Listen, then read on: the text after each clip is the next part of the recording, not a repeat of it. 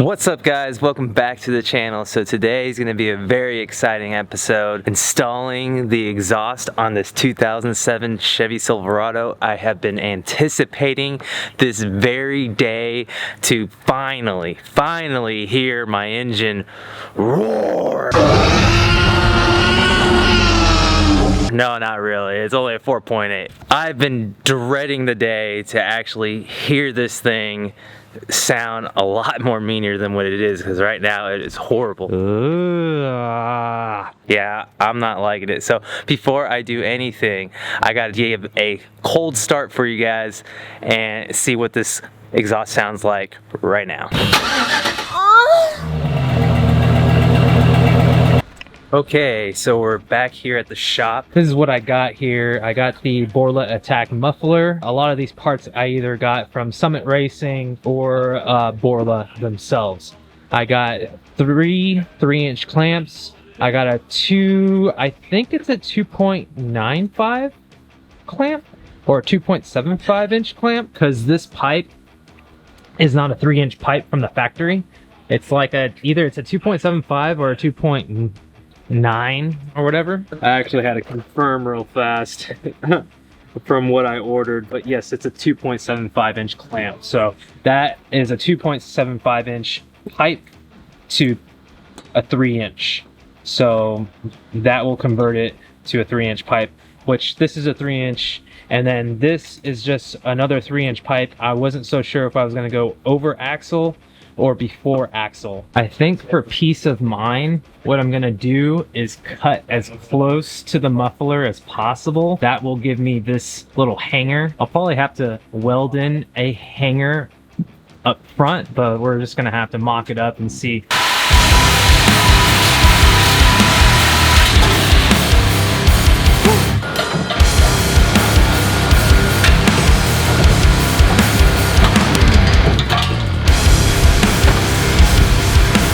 Alright, exhaust is out. I know everybody and their mother loves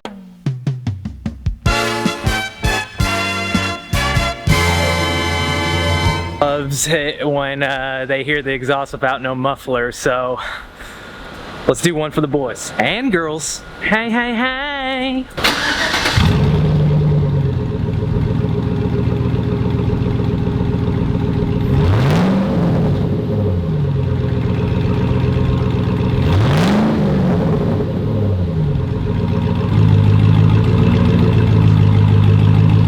The way it is. I don't even need to put a muffler on it. The next thing we gotta do is install that little adapter thingamajigger, what I was talking about, from a 2.75 to a 3-inch exhaust. Now doesn't want to slip on, so she's gonna be a tight fit. We're gonna go ahead and get a die grinder, plane this up, and then hopefully she'll slide in.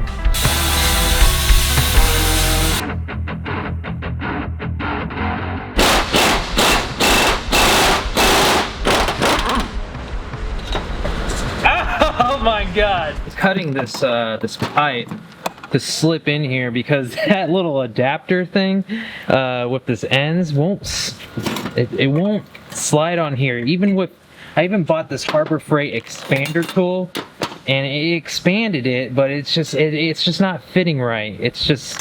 I'm not pleased with it. So what I'm gonna do is, I got that 3-inch pipe and I just cut it down in half, and I'm just gonna slip it on each end. What I went ahead and did was I marked right here, and then marked right here. The reason why we have those lines is so that when we take it off and put it onto the bench, we want to make sure that it's at the exact same spot. And I'm gonna have my buddy Dave weld it for me, because I don't know how to weld.